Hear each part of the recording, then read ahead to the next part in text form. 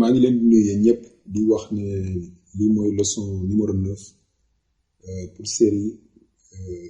Microsoft Excel en wolof tey nag li ma leen di expliquer mooy li ñu wooyee la poignée de recopie xëy na ñu bari dañ ko comprendre mais dañuy dem rapidement ci application Excel bi comme ça ma woon leen lan lay signifier léegi am naa benn application benn table Excel bu vide bu mu ubbi nii léegi dañuy commencer par cellule bii nii cellule A1 par exemple imaginons ma def loo xam ne dañ ko war a copier la par exemple mu def par exemple test léegi test mi suñ ko bëggee copier par exemple soo copier woon nii bu ñëw fi nga ko collé ci beneen cellule bi muy A2 ñu ko collé loolu c'est très simple loolu je pense que comprendre nañ ko woon naa ko ci vidéo yi passé mais poignée de recopie moom dafa nekk loo xam ne tellement daf lay permettre nga def saisie automatique lu ñuy wax saisie automatique maanaam su bu nekkoon nga am cellule yu bari yoo xam ne da nga bëgg a jël A2 A1 mi copier ko ci cellule yooyu par exemple nañ effacé liñ copier woon ci kii ci A2 mais par exemple dañu bëgg a copier ba A10 dañu bëgg a copier cellule bi nga xam ne mooy A1 xam nga loolu di ko copier benn par benn day jël temps mais nga ñëw fii ci cellule bi nga choisir ko cellule A1 nga teg souris bi fii nii ci koñ boo ko tegee gis nga ni am na benn genre plus buy feeñ léegi boobu ngay jàpp nga xëcc gis nga boo xëccee gis nga ba A10 après nga bàyyi gis nga automatiquement daf lay copier cellule bi ci yeneen cellule yi nga xam ne foofu nga bëggoon a coller nga xam ne dafa nekk affaire boo xam ne nii c'est tellement efficace parce que daf lay permettre nga gagner beaucoup de temps ci boo def par exemple traitement de texte avec application Excel voilà léegi nag jëlal naa loolu mais poignée de recopie am na beneen puissance bu gën a am doole boobu mu am par exemple nañu effacer lii ñu kii am na beneen puissance bu gën a am doole bu mu am par exemple boo defoon par exemple mois de janvier imagine ñu def par exemple a fii def mois de janvier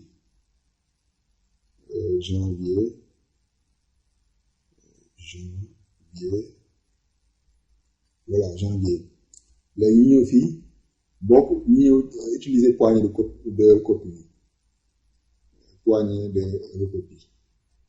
de 12e mois gis nga automatiquement dafay moom Excel ci moom dafa lay xalaatal li nga bëgg par exemple en général boo dee def ay mois lu ci ëpp da nga koy def par ordre précis maanaam mois de janvier février mars gis nga ni ñu ko defalee nga xam ne c'est très rapide loolu tamit su nekkee da nga war na par exemple remplir application bi ak 12 mois yi poignée de recopie je pense que méthode la boo xam ne c'est tellement efficace pour dem de façon plus rapide pour remplir cellule yi te poignée de recopie bi xaaral ma effacer kii yi li ñu copier nii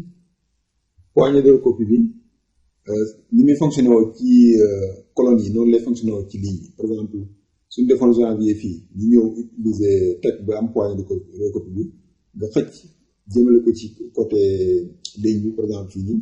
gis nga ni automatiquement moom day copier gis nga ni ma yor sax li mu war a copier ba décembre su la neexee mu arrêté foofu gis nga ni automatiquement léegi su nekkoon noonu colonne yi da nga ko bëgg a def ay colonnes yoo xam ne ay mois la automatiquement gis nga affaire bi daf la koy copier nga xam ne da ngay gagner beaucoup plus de temps loolu mooy puissance léegi daal dama leen di conseiller ngeen entraîné ci ba gën koo miin parce que dafa nekk loo xam ne vraiment lu am solo la daf lay permettre nga gagner beaucoup plus de temps ci say traitement de texte ak application Excel voilà léegi bu loolu weesoo nañu ñëwaat ci présentation bi ma wan leen poignée de recopie avec les formules foofu tamit beneen puissance la boo xam ne poignée de recopie daf la koy dimbalee ci par exemple ay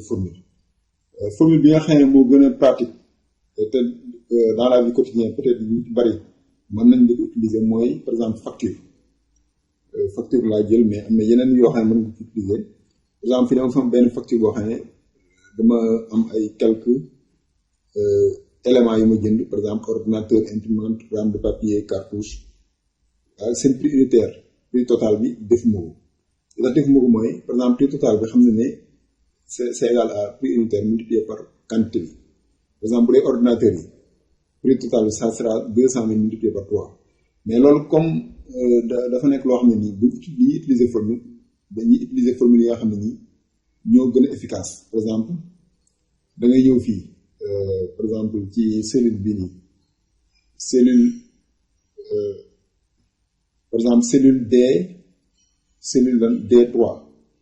cellule D3 nga def égal loolu je pense que wane naa ko nga def égal après def ba kii A2 la A3 du moins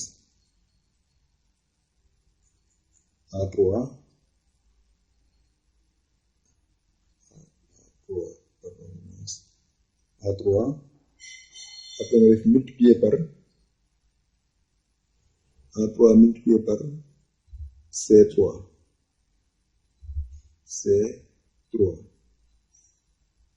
A3 multiplié par C3 voilà gis nga ni ñu sélectionné cellule bi sax léegi de ce fait léegi suñ cliquer fii nii automatiquement da ngay gis ne voilà calculer na ko léegi nag maintenant mu nekk 600 000 léegi avantage bi nga xam ne poignée de recopie am na ko léegi suñ bëggee woon copier prix total yi des ci cellule yi yëpp dañuy dem sélectionner fii D3 léegi ñu am poignée de recopie bi léegi suñu amee poignée de recopie bi ñu xëcc fii ba agsi ci dernier kii bi élément bi nga bàyyi gis nga automatiquement daf lay calculer prix total yi yeneen éléments yi imprimante beeg rame de papier bi cartouche imprimante yëpp la calculer parce que ni muy demee mooy par exemple moo xam ne D3 égale à A3 multiplié par C3 léegi soo ñëwee ci D4 fii nii day def A4 multiplié par C4 moom logique boobu lay suivre nga xam ne logique boobu mooy li nga xam ne moom yow mooy li nga soxla nga xam ne lu am solo la ci bu dee facture moom day vraiment da lay permettre nga dem de façon très rapide parce que lii bu dee facture li ngay soxlaa remplir mooy prix unitaire bi ak quantité bi une fois nga def loolu yow le prix total moom Excel bi moom moo la koy calculer de façon automatique une fois nga trouvé formule bi rek Excel moo la koy calculer de façon automatique première cellule da ngay utiliser formule bi soo ko xasee utiliser nga utiliser poignée de recopie bi automatiquement mu remplir la prix total yi yeneen cellules yi nga xam ne moo des ci facture bi loolu am solo la mais nag problème bi fi mu amee mooy boo gisee ma yokkaat ci beneen colonne mu ne par exemple mooy TVA léegi dama def TVA 18% la par exemple lu jënd rek ci marchandise bi dañu war a fay 18% de TVA te 18% de TVA mooy moom ci dafa am formule 18% de TVA day doon maanaam prix total bi 18% cela veut dire prix total bi 18%. loolu mooy TVA bi léegi 18% yooyu noonu pour ñu mën ko ko utiliser léegi il faut ma créer fi benn ci fii nii jël fi benn cellule par exemple damay jël fii G1 après ma def par exemple 18% mooy 0,18 parce que 18 la divisé par 100 0,18 voilà 0,18 moom lañu utiliser comme pour calculer ak kii bi xam naa peut-être da ngay peut-être man ngeen bay comprendre li may def mais après su ma demee bay def calcul ba ngeen comprendre léegi suñu bëggee calculer TVA fii nii TVA bu par exemple ordinateur yi ma jënd nii damay def fii damay sélectionner cellule bi mu nekk E3 nga xam E3 ça sera égal à léegi waa da ngay def égal fii nag formule bi c'est un peu compliqué mais ngeen xool li may def bu baax damay def égal léegi su ma defee égal def parenthèse ñaari parenthèse daal sax après mu def B mu def A3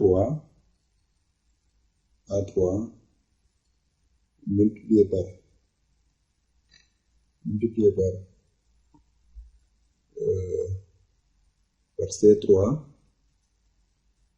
C3 après mu def multiplié par C3